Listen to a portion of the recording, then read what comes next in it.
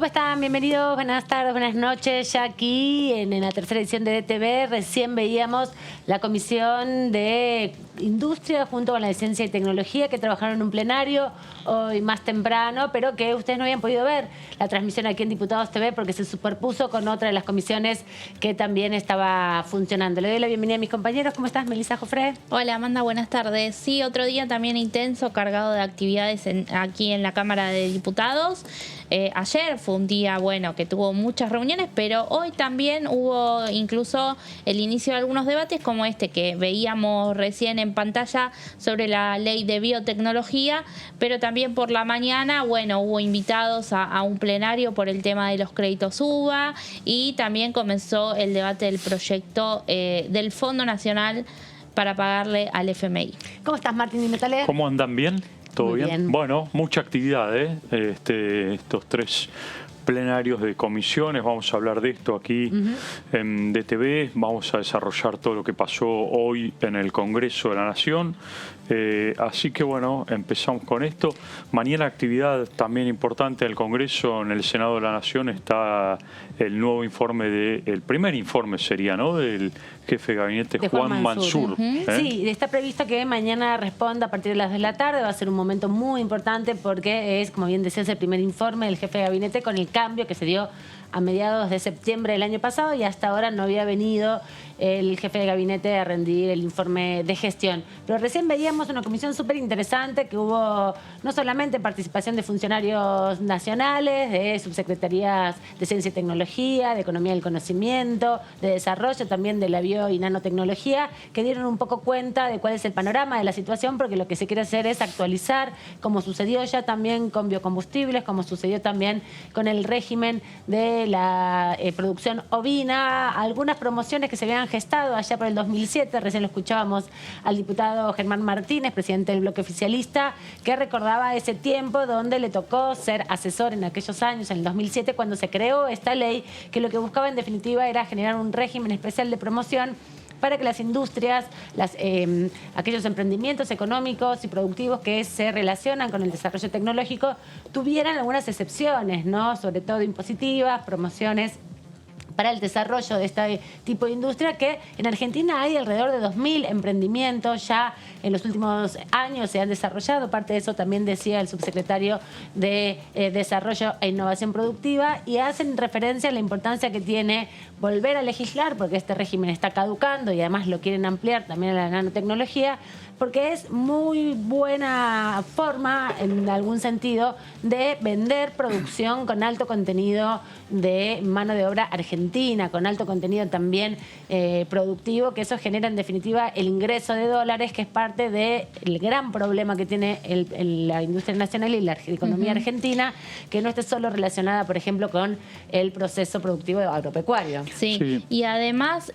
Amanda, a 15 años de esa primera ley, que hoy bien remarcaban, algunos incluso de sus artículos recién se reglamentaron en 2018, pasó mucho tiempo, pero esta ley que está por vencer ahora a mitad de año, lo que hace es incorporar también a la nanotecnología, porque el avance ha sido muy rápido. Una de las expositoras que estuvo en esta reunión, Gabriela Sichia, de la Cámara Argentina de Biotecnología, decía, no, perdón, me equivoqué, una de las funcionarias, ahora te voy a decir bien el nombre, ella decía que de 80 empresas que hay en Argentina de nanotecnología, 20 o más han nacido en estos 3 últimos años. María Apólito es la funcionaria que vino, que es la subsecretaria de Economía del Conocimiento, y dio también un poco cuenta de cómo es este proceso industrial, que también decían algo interesante que tiene que ver con cruzar, conectar, interrelacionar como política pública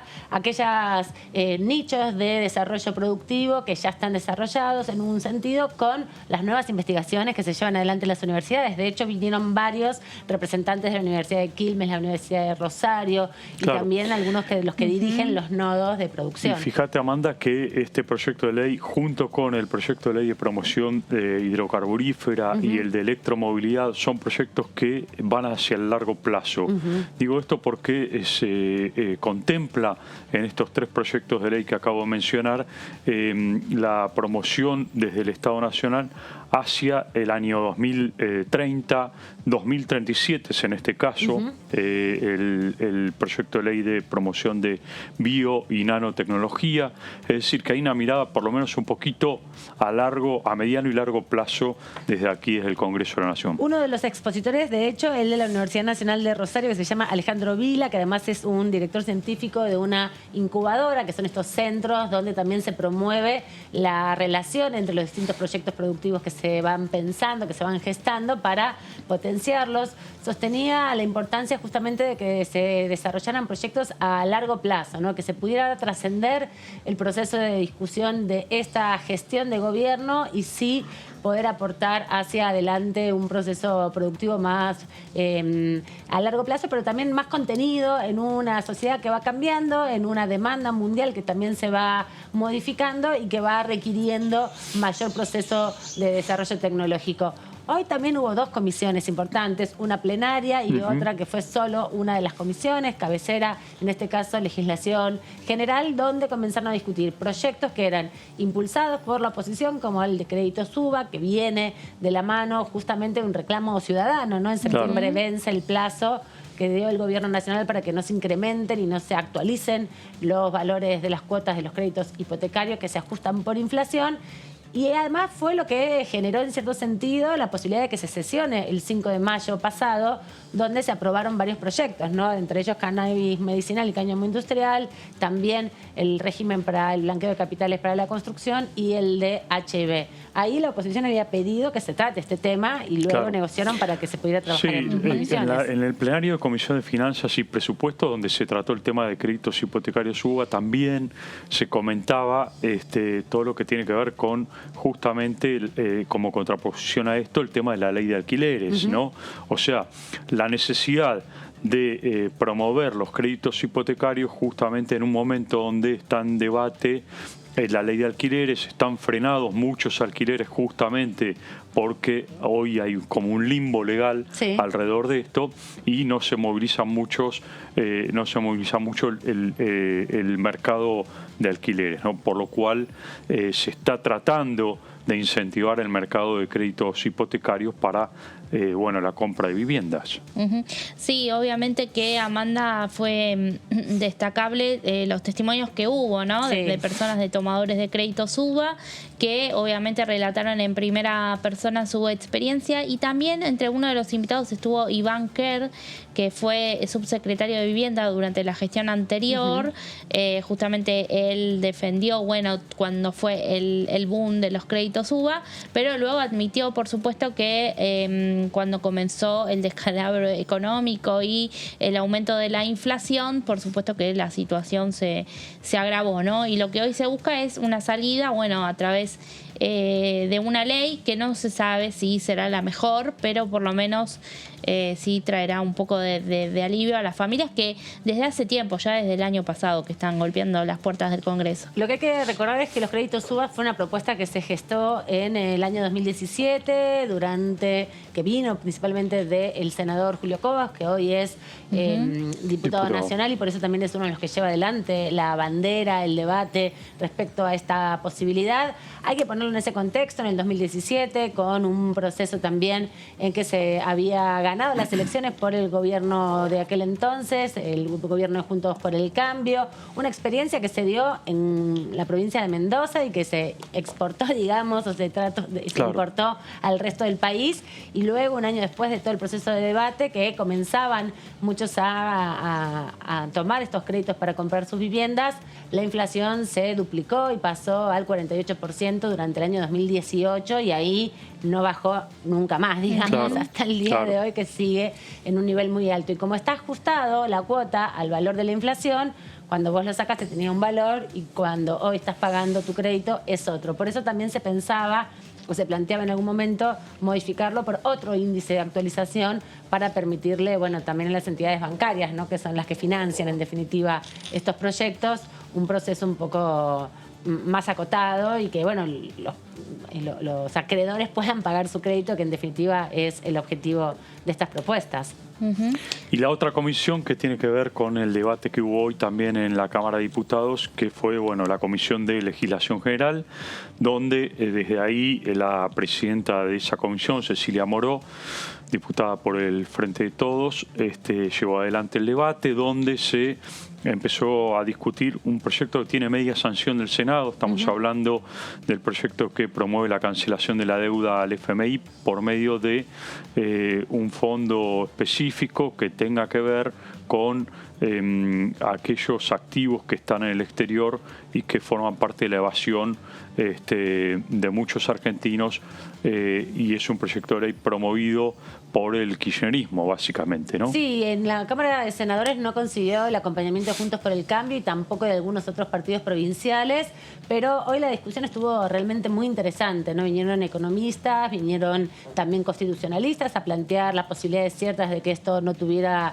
ningún tipo de colisión con algunas otras leyes que están vigentes, y parte de lo que se dijo, en definitiva, tiene que ver con un mecanismo que se quedó verificado además por el movimiento justamente que se dio en el año 2019, donde el dinero que ingresó por parte del Fondo Monetario Internacional de la Argentina para el crédito que había suscrito el gobierno de Mauricio Macri, inmediatamente fue retirado, digamos, en otros mecanismos de la Argentina. Yo había notado algunas cifras que eran realmente impresionantes respecto al proceso de evasión que había tenido ese movimiento. Hay un indicador que uno de los economistas también planteaba que muestra justamente que solamente todo el volumen de dinero que ingresó en el 2019, alrededor de 44.000 millones de dólares, hubo 8 millones de personas que compraron el 80% de esos dólares. Entonces decían justamente uno de los expositores que cruzando la información que ya se tiene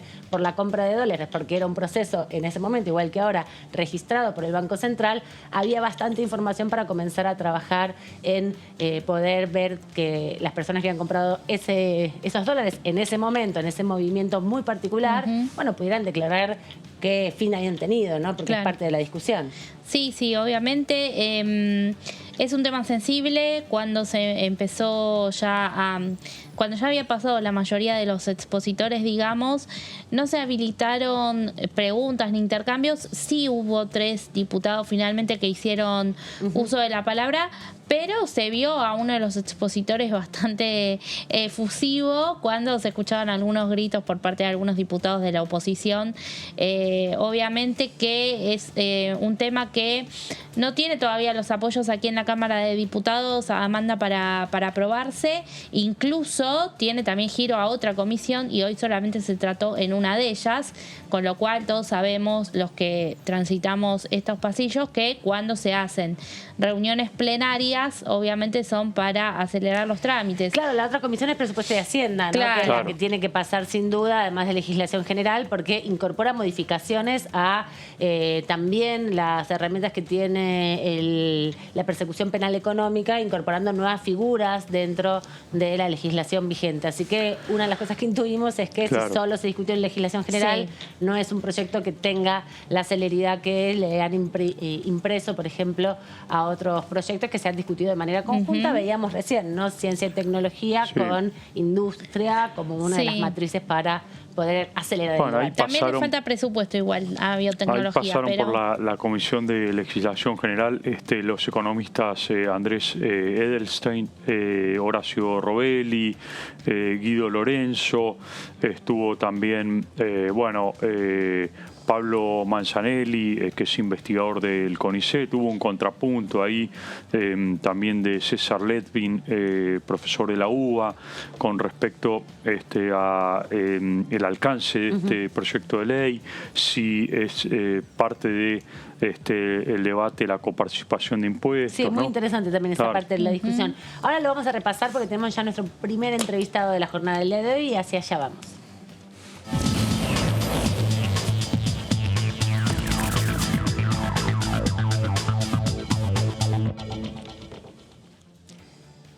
Le agradecemos al diputado Mario Barletta de la Unión Cívica Radical de la provincia de Santa Fe por esta conexión con la tercera edición de DTV. ¿Cómo anda, diputado? Bienvenido.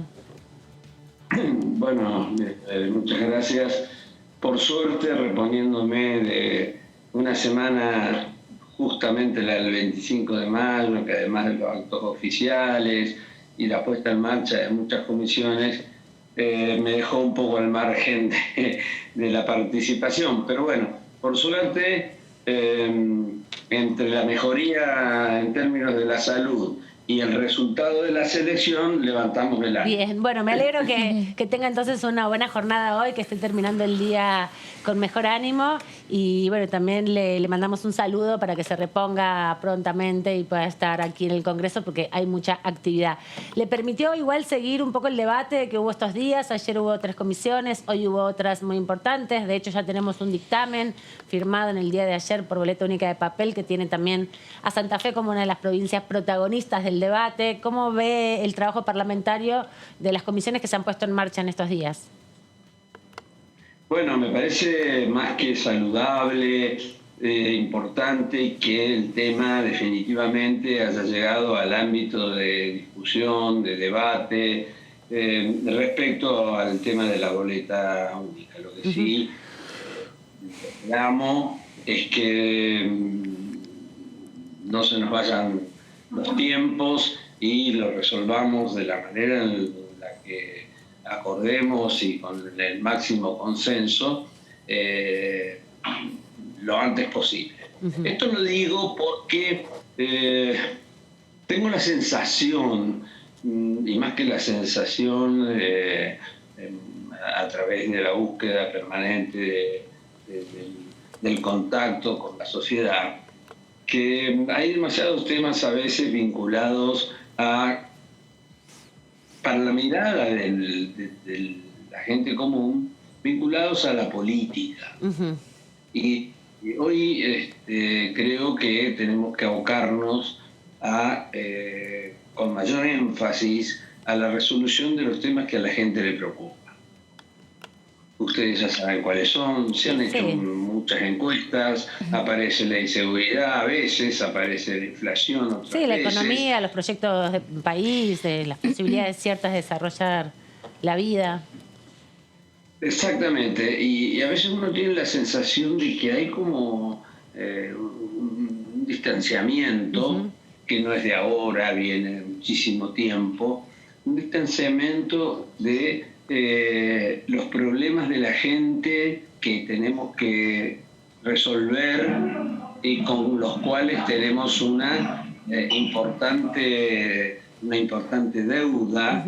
Convengamos que, tomando el periodo democrático, lejos estamos de haber resuelto los problemas más importantes que tiene la gente y el propio país. El tema de la inflación, es inexplicable que los países que nos rodean lo hayan resuelto y nosotros no.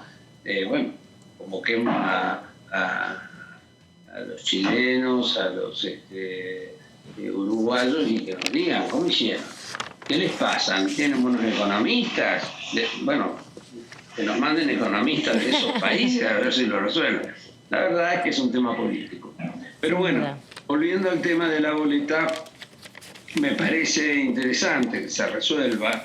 Me parece interesante la boleta única. Acá en Santa Fe, ustedes saben que fuimos los primeros en implementar este sistema. Más allá que, bueno, hay diferencias, aún con la boleta única de papel. Algunas de esas diferencias las planteé en aquel momento, cuando esto se discutió. No está dada la alternativa primera, que es, bueno, yo quiero votar tal proyecto de tal partido o de tal frente.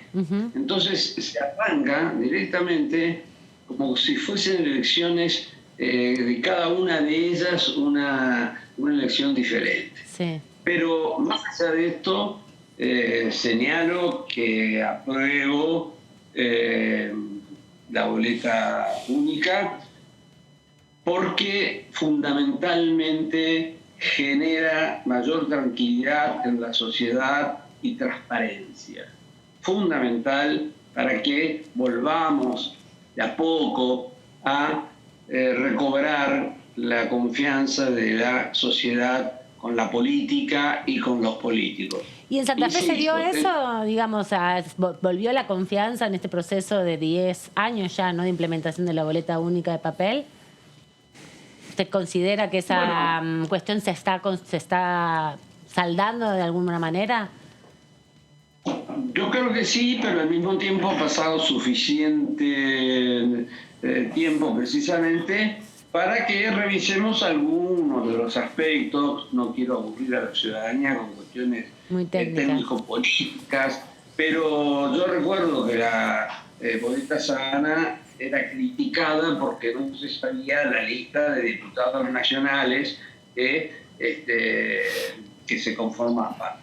En la boleta única que tenemos ahora en la ciudad de Santa Fe, ni siquiera aparecen los diputados. Aparecen el primero y el segundo. Exacto. Después toda la lista de diputados no está. Directamente no está. O sea, si antes se podía criticar que algunos se escondían en esa lista, bueno, ahora se ponen mucho mejor porque directamente no están. Entonces son cuestiones, pero sigo insistiendo, la boleta única nos da mayor tranquilidad y fundamentalmente les quita posibilidades a el oficialismo actual y que ha gobernado el país durante mucho tiempo y que lo usó como una herramienta para la trampa, una herramienta para el clientelismo, una herramienta que ha sido claramente utilizada en esos casos. Y las veces que perdieron es porque esas trampas no les alcanzaron para ganar. Entonces, si vos me das si la pregunta es ¿a qué adhiero? Sí, a la boleta única. En el caso de Santa Fe, la experiencia debe generar una revisión que es diferente, por ejemplo, a la de Córdoba, que es diferente a la de Mendoza, que sí te generan esa alternativa de elegir un proyecto. Porque la boleta única, al ser diferentes instancias electorales, genera la sensación de que son, no se sabe partidos si son diferentes. Parte del mismo. No, claro, que son todos proyectos distintos. Los que atomiza más que dar una idea de conjunto, digamos. Ahora, diputado, ¿cómo le va? Martín Di Natale lo saluda. Martín, buenas tardes. Muy bien. Diputado, ahora la pregunta es, ¿ustedes creen que tienen el número para ir al recinto y ganar esta votación? Porque hay mucha resistencia del oficialismo. No sé si el oficialismo está tendiendo puentes con algunos otros sectores de la Cámara de Diputados y por eso le pregunto si ustedes creen que son optimistas respecto de poder imponer el número en el debate. Uno siempre es optimista y será la tarea que tendremos en los próximos días para lograrlo, conformar esa mayoría. También somos conscientes de las contundentes definiciones de la vicepresidenta de la Nación, de que en el Senado no contaría con los... podría generar que este proyecto no se apruebe. Lo que estamos convencidos es lo que la ciudadanía reclama y lo que la ciudadanía en este tema nos pide. Señala claramente cualquier encuesta que se haya realizado o el contacto directo que podemos tener cualquiera de nosotros o ustedes como periodistas, dan cuenta de que es un reclamo de la sociedad en su conjunto. Y por lo tanto, a pesar de las cuestiones que yo he señalado, que deberían analizarse, creo que la boleta única es lo que la gente hoy nos está pidiendo. Y que aquellos que no quieren salir de la boleta única son los mismos que han usado la boleta Sábana para hacer muchas trampas. Diputado, ¿qué tal? Melissa Jofre lo saluda. Melissa, gusto. Igualmente. Quería consultarlo porque, bueno, así como usted dijo que quizás en el Senado el proyecto no encuentre aprobación, hay un tema en medio de estas cámaras tan igualadas, podríamos decir, sobre todo en diputados con los números, que los proyectos que vienen del Senado suelen encontrar dificultades aquí en la Cámara Baja y muchos de ellos han quedado cajoneados, y también eso pasa en el caso de, bueno, cuando van al Senado también proyectos impulsados por la oposición. ¿Hay en este sentido algún punto donde puedan coincidir o donde usted vea que en los próximos días haya temas en los que se pueda coincidir con el oficialismo, como proyectos ya sea productivos, muchos de los que presentó el Ejecutivo que hoy se están debatiendo, o por ejemplo el presentado recientemente por Sergio Massa de alivio fiscal a los monotributistas y autónomos? Yo siempre fui optimista y siempre confío en el diálogo y siempre he confiado en la posibilidad de encontrar los acuerdos. Por ejemplo, por señalar algunos de los últimos, la oposición acompañó el proyecto que ya venía aprobado por el Senado a instancias del oficialismo, como el de el cannabis para uso medicinal, que fue un tema realmente complejo, porque es complejo, que fue un tema realmente difícil, que incluso dentro de la oposición no tuvimos una unanimidad de criterios, pero bueno, generamos, e incluso te diría más, dejando pasar algún artículo que nos hizo mucho ruido, como el de definir el tema de la agencia. La agencia y el tema de que en el Senado dispongan de, ellos lo llamaron tasas para disimular, pero no es una tasa, es un tributo, y por el Senado no pueden venir, aún siendo flexibles, permisibles, porque creo que en el fondo avanzábamos en un tema que nuestro país necesita avanzar, facilitamos la posibilidad de que ese proyecto sea aprobado. Bueno, del mismo modo mencionaste otros proyectos, donde Juntos por el Cambio creo que está haciendo una oposición responsable. Recordemos también el acuerdo con el Fondo Monetario, si no hubiese sido por la oposición, bueno, en el caso de por la división que se generó dentro del oficialismo. Es más, muchos señalaban con cierto criterio, si la oposición no está de acuerdo, de convenir el pago de la deuda con el Fondo Monetario, ¿cómo vamos a hacer nosotros desde la oposición? Bueno, fue un tema muy difícil también de tratar dentro de la oposición, y yo creo que el oficialismo debería valorar mucho más de lo que lo valora, y debería guardarse algunos insultos permanentes a los que nos tiene acostumbrado el señor presidente.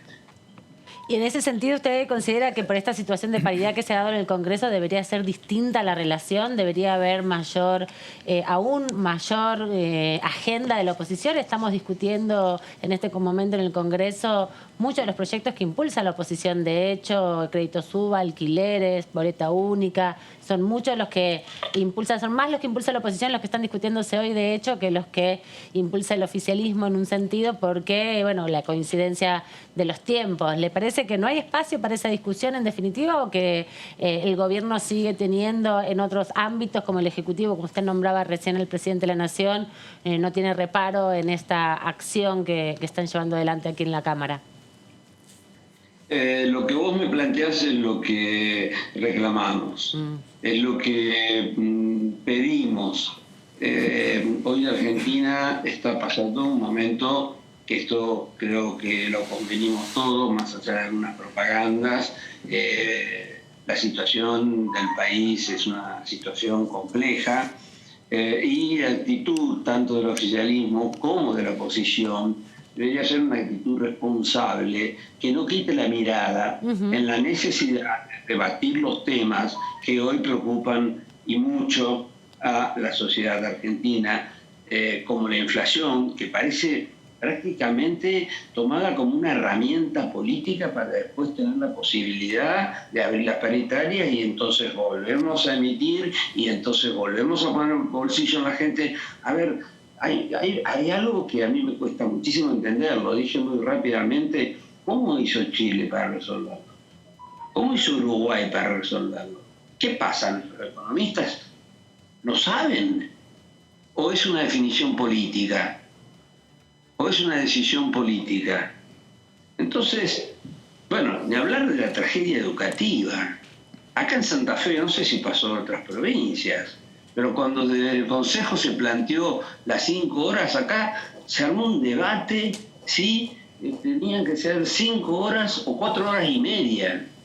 ¿A ustedes les parece que gente razonable, con ciertos conocimientos en términos educativos, vengan del partido que vengan, no van a estar de acuerdo en que nuestros niños en la primaria no solo tengan 4 o 5, sino 6 o 7 horas de clase? Tuve 2 años como embajador en el Uruguay, mi hija de 13 años ahora, pero hizo 2 años en Uruguay, tenía 7 horas y media, tenía 2 horas de idioma por día. Hoy está a la altura de los que terminan la secundaria en Argentina. Entonces, hay temas que realmente son inexplicables y cuando fui embajador, cuando me preguntaban los embajadores de otros países, prácticamente me quedaba sin la posibilidad de explicarles por qué no resolvemos, teniendo el país que tenemos, tantos problemas que a la luz y a la mirada de ellos son de fácil resolución. Y diputado, con esta reunión que hubo hoy de Ciencia y Tecnología, donde hubo además muchos investigadores del CONICET, hubo también muchos emprendedores que tienen que ver con esta materia, que hicieron referencia justamente al gran valor que hay en Argentina en términos de formación profesional. ¿Cómo relacionarlo con esto que usted también está diciendo, ¿no? ¿En qué punto hay un desfasaje?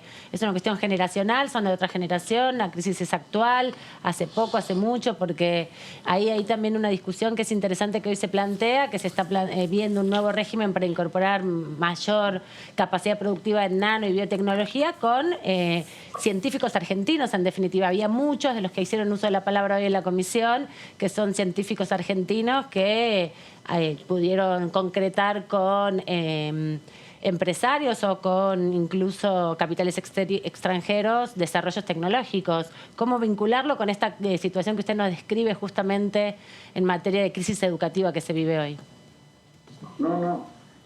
A ver, lo que creo es que con este tema tenemos una gran deuda en el país y que es uno de los temas a partir de los cuales el no haber hecho las cosas del todo bien y con la intensidad que debimos hacerlo,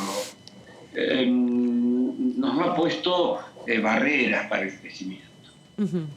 Hoy hay una situación a partir de la cual nosotros seguimos con adiosprasia, con una gran capacidad de productos primarios, de commodities, y al mismo tiempo tenemos en las universidades y en los institutos del CONICET gran capacidad científica. Ahora, es lógico que el productor quiera obtener más rentabilidad y que se me está acabando la batería. Ay, no, justo. No, digo, es lógico que quienes están en el ámbito productivo quieran tener mayor rentabilidad. Como también es lógico que quienes trabajan en el ámbito de la ciencia, sí. Yo fui rector durante mucho tiempo, fui miembro del directorio del CONICET, lo sé. Y que la mayor preocupación esté dada en la publicación de revistas internacionales. Entonces, cada uno no son culpables de reunir la producción con la ciencia. A partir de ahí, generar valor agregado, sustituir importaciones, que son las herramientas que no inventé yo, son las herramientas que el mundo después de la revolución industrial ha puesto en marcha y se ha posicionado. ¿Qué es lo que nos faltó y nos falta? El Estado. El Estado es el puente que debe reunir la producción primaria con el desarrollo científico y tecnológico y debe generar herramientas para que esto suceda. Hay algunos ejemplos que valen la pena destacar en algunas áreas del conocimiento, pero yo creo que no hemos llegado ni al 5 o 10% de las posibilidades que tendríamos si en lugar de discutir tanto de que la culpa la tuvo el que estaba antes o el que la tuvo antes, que no va a resolver ningún problema, nos reunimos para sí resolver los problemas de la reunión de la producción con el conocimiento. Esta es una de las deudas más importantes que tenemos los argentinos. Apelando a que no se nos corte la energía, Martín. No, diputado, la última de mi parte le quería preguntar. Hoy se debatió también en la Comisión de Legislación General el tema de el proyecto de ley que viene del Senado relacionado con el tema de la deuda y la posibilidad de crear un fondo a partir de los activos que hay en el exterior producto de la evasión impositiva o los fondos que están por ahí perdidos en el exterior de muchos argentinos. ¿Ustedes van a acompañar esta propuesta del oficialismo? ¿Cuál es un poco la postura de ustedes? Bueno, yo no participé, tengo serias dudas y me parece que va a ser difícil que la oposición acompañe, pero te pido disculpas por lo que te decía al principio, no tuve oportunidad de participar en los debates y en las discusiones, incluso mi situación de salud era tan delicada que ni es el primer Zoom que estoy realizando después de mi mejora. Así que te debo la respuesta. En principio tengo muchas dudas. Creo que también Argentina, en términos de los fondos o los dineros que están en el exterior, no hemos ejercido la presencia contundente del Estado para que ahora tengamos que poner tomar una definición de este tipo. ¿Cuáles son sus dudas? ¿Cuáles serían sus dudas, diputado, en este caso?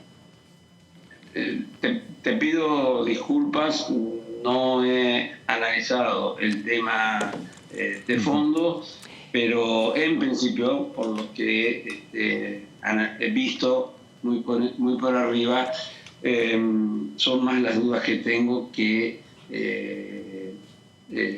la herramienta para promover este tipo de situaciones. Igual va a ser un debate largo, pensamos. No pasa nada. Ni pensame de que te dé precisiones en el tema. No pasa nada. Igualmente va a ser una reunión, una sesión larga un debate largo porque acaba de comenzar en legislación general, claro, y tiene que pasar sin duda por presupuesto y Hacienda, así que va a haber oportunidad para que le preguntemos al respecto. Igual le queríamos agradecer este rato, eran parte de los debates de hoy en día, justamente coincidieron con la comisión de hoy en un día muy activo, entonces nos atrevíamos también a preguntarle en ese sentido, sabiendo que igual no es parte de esa comisión. Agradecerle el tiempo porque igual así enfermo, recuperándose, nos ha permitido conversar un rato y charlar de alguna de las dimensiones de lo que se ha discutido en estos días aquí y bueno, y también augurarle que se mejore pronto y que lo veamos pronto también por acá en la Cámara, que en estos días ya están con intensidad de trabajo. Bueno, muchísimas gracias y sí, manifestar la satisfacción de revivir de la Cámara de Diputados, porque uno ya se sentía realmente mal de no estar cumpliendo con las obligaciones, sin duda, a las cuales, sin duda. Así que bueno, y esto les genera a ustedes que se dedican a las cuestiones propias de los diputados, a ustedes sí, ahora les va a empezar a generar mayor cantidad de herramientas para poder trabajar. Así que les agradezco a ustedes y bueno, un saludo. Hasta la próxima, diputado. Muchas gracias.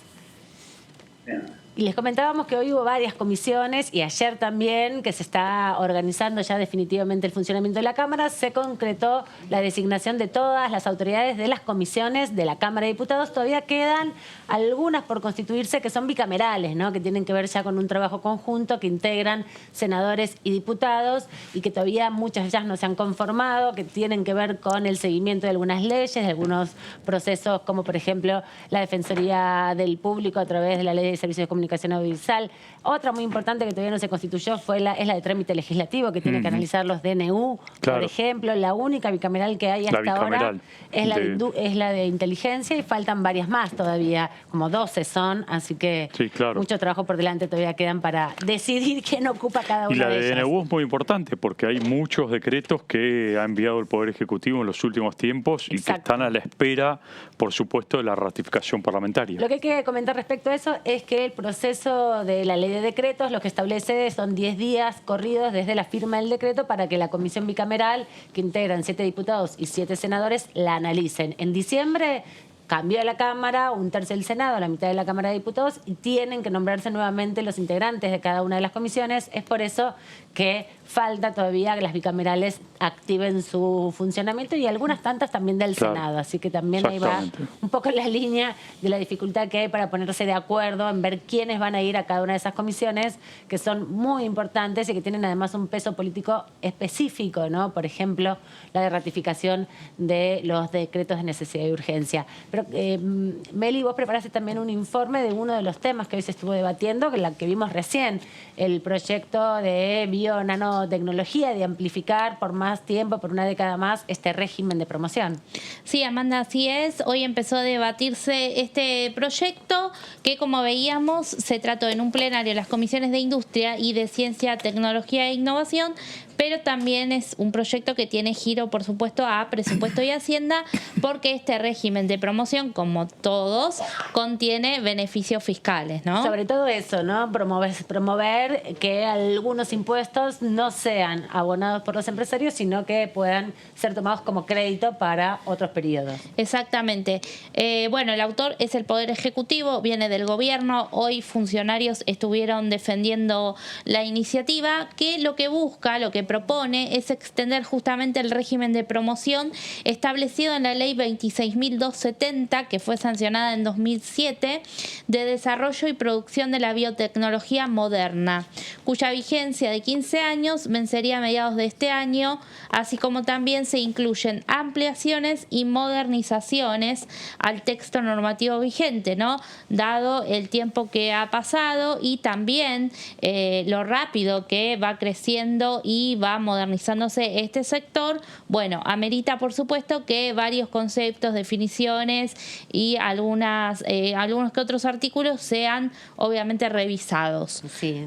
No solo es la prórroga de la ley, sino una actualización. Sí, sin duda, porque se ha modificado desde el 2007, que se aprobó, que también ahí Germán Martínez recordó cómo había sido la votación. ¿No? Fue muy cumpliendo su rol de presidente del bloque oficialista, ¿no? Recordaba que él en el 2007 había sido asesor en ese debate, era asesor de Agustín Rossi, y que hubo solo 113 votos afirmativos, en ese momento el oficialismo, y hubo 127 ausencias, muchos de los que hoy, en ese momento no existía Juntos por el Cambio, claro. No existía ni siquiera el Grupo A, era un momento donde el PRO apenas estaba teniendo algunos representantes aquí en la Cámara, la coalición cívica recién se había constituido, o estaba en ese proceso, el radicalismo, bueno, sí venía desde hace mucho tiempo ya en la Cámara, no acompañaron el proyecto, hubo solo 7 negativos y destacaba que el peronismo, que en ese momento era el Frente para la Victoria, había acompañado y había votado mayoritariamente un proyecto de promoción hace ya 14 años. Sí, también con mucha sinceridad decía que había muchos legisladores que ni entendían de qué se trataba en el 2007. De qué se trataba, sí. ¿Cómo pensar la biotecnología en esa época? Así es,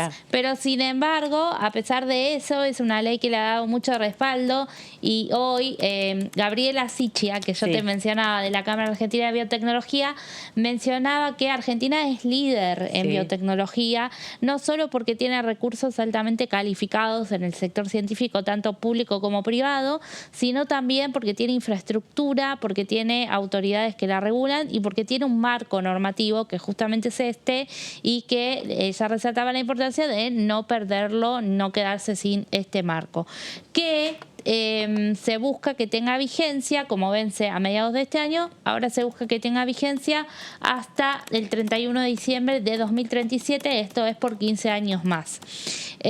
También se busca que el alcance de la ley incluya el sector de la nanotecnología. Que es la novedad, digamos, la gran novedad. Y ahí hicieron referencia mucho a los barbijos del CONICET, que decían, bueno, en este tiempo de la pandemia, lo importante que ha tenido la biotecnología y la nanotecnología es que se masificó en el discurso social. Sí, se hicieron visibles. Tenemos nuestro barbijo CONICET, que es un barbijo con nanotecnología, en definitiva. Exactamente. Y porque hay muchos proyectos también que combinan las dos actividades, exacto, ¿no? Bueno, se propone una actualización en los conceptos de las definiciones de biotecnología y nanotecnología, considerando las circunstancias actuales de estos sectores productivos, así como también se dispone la creación de un nuevo registro de proyectos. Vamos a la otra placa, repasando un poco más. En este proyecto se indica que deberá existir una comunicación entre la AFIP y el Ministerio de Economía a efectos de verificar y controlar el estado de aplicación y uso de los beneficios fiscales. Como decimos, al ser un régimen de promoción, contiene beneficios impositivos que hoy resaltaron en la comisión que algunos de esos beneficios recién fueron reglamentados en 2018. Ya habían pasado 11 años de la sanción de la ley, ¿no? Y una de las cifras que se dio, que dio María Apólito, es que ya se llevan 590 millones de pesos invertidos, ¿no? Sí, también explicaba sectores. Fernando Peirano, que es subsecretario de Ciencia y Tecnología del Ministerio de Producción, que hay alrededor de más de 2.000 emprendimientos en este momento desarrollándose de nano y biotecnología, que 1.600 son proyectos de biotecnología y 551 son de otras industrias que proveen insumos para que se puedan desarrollar este tipo de emprendimiento, y que en total hay más de 1.800 investigadores financiados junto con la producción público-privada para que puedan poner sus conocimientos científicos técnicos al servicio del desarrollo productivo. Acá lo que hacen es unir la capacidad científica, el conocimiento de los científicos con inversores argentinos o extranjeros que ponen las infraestructuras, que ponen también el dinero para poder desarrollar emprendimientos de estas características. Exactamente. Bueno, además en el proyecto se impulsa la creación de una comisión consultiva para la promoción de la biotecnología y la nanotecnología. Se propicia la derogación del Fondo de Estímulo a nuevos emprendimientos de biotecnología moderna, atento a que su puesta en funcionamiento generaría una superposición de funciones en la misma autoridad de aplicación. Todas estas son cuestiones técnicas también que hacen a la renovación de la letra de la ley. Asimismo, se propone la derogación de la obligación de solicitar una patente ante el Instituto Nacional de la Propiedad Industrial, que es un organismo descentralizado dentro del Ministerio de Desarrollo Productivo, en función de la lógica de explotación de las rentas de propiedad intelectual que en la dinámica empresarial actual pueden tomar otras formas jurídicas distintas a la del patentamiento, en particular la del secreto industrial. Bueno, son cuestiones que tienen que ver con ayornar la legislación del 2007, donde todo esto estaba en incipiente desarrollo, apenas empezando a conocerse, con la experiencia que hemos tenido entre el 2020 y el 2021 respecto, por ejemplo, a las patentes de las vacunas contra el COVID, ¿no? Y esa discusión sobre la necesidad o no de patentar determinados descubrimientos, conocimientos que tienen que ver con el desarrollo tecnológico y científico para la sociedad, ¿no? Cómo trabajar en relación a eso. Bueno, y finalmente, según la última encuesta nacional de empresas de biotecnología 2015, Argentina cuenta con más de 200 empresas biotecnológicas que generan ventas superiores a los 2.100 millones de dólares al año. De este monto, el 20% se destina al mercado externo, originando una importante cantidad de divisas para el país. Eso es lo más importante, a eso han apuntado fuertemente, ¿no? Que es un sector productivo que en alianza con el desarrollo científico-técnico tiene mucha capacidad productiva para generar el ingreso de dólares a la Argentina de otra manera, sobre todo porque es uno de los pocos países, Argentina, que tiene desarrollo científico, el nivel de reconocimiento mundial también de nuestros recursos técnicos en términos humanos, a aquellos científicos que se han formado en la Universidad Argentina, en la Universidad Pública. Somos el único país de la región que construye satélites, ¿no? Y eso tiene que ver con la puesta en valor también, de todo ese saber. Se toma parte también del modelo de Israel, donde se promocionan mucho las startups, ¿no? Y todo lo que tiene que ver con la promoción de pequeños emprendedores, del sector de las tecnologías, de la nanotecnología también, donde el Estado promueve, financia, por supuesto, también este tipo de proyectos. Este es un poco también parte de ese modelo, ¿no? Que está, no copiado, pero sí toma elementos de ese modelo, que es uno de los modelos muy repetidos en el resto del mundo. Y también la idea de las incubadoras de proyectos, que son formas también de establecer vinculación entre distintos profesionales y distintas empresas que requieren también de ese conocimiento, como un programa, como una forma también de desarrollar nichos de saber, así como se hacen los parques industriales que mejoran las condiciones de las empresas para garantizarle acceso a los servicios a precios más baratos, subsidiados o con mejores dinámicas de conectividad y conexión de transporte. Bueno, las incubadoras tienen la misma idea, pero para el desarrollo científico-técnico de proyectos.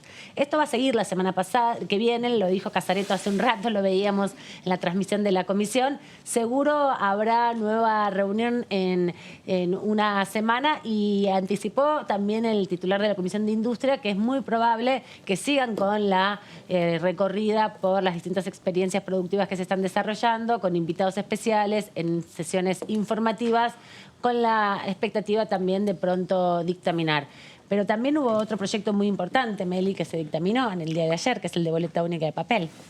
Así es, Amanda, sí se dictaminó por por una firma, iba a decir un voto, no, por una firma de diferencia. Ya estaban en los conteos previos, por supuesto, que la oposición iba a lograr el dictamen de mayoría. Esto es el dictamen que se vota primero, digamos, el primero, ¿no?, que se discute, en la sesión. Digamos. El primero que se discute y se vota. Y si tiene los votos suficientes, se aprueba. En este caso son 129 los que tienen que tener para aprobarse. Porque se trata de una cuestión electoral, ¿no? Bueno, se sabe obviamente que casi toda la oposición está encolumnada detrás de este proyecto. Ha habido reuniones muy importantes en el fin de semana, también en el día lunes ultimaron los detalles y llegaron a un proyecto conjunto. Son 58 las firmas que tuvo el dictamen de mayoría y 57 el que tuvo el dictamen del oficialismo, que quedó en minoría. Hay que decir que eran 3 comisiones las que estaban discutiendo: asuntos constitucionales, presupuesto y Hacienda y Justicia. Y cada una tiene sus miembros, entonces por eso se suman esa cantidad de integrantes, y muchos de los que son de asuntos constitucionales comparten la Comisión de Justicia en general, y algunos por ahí que están en presupuesto también están en constitucionales, que es una de las comisiones de gobierno, podríamos decir. Exactamente.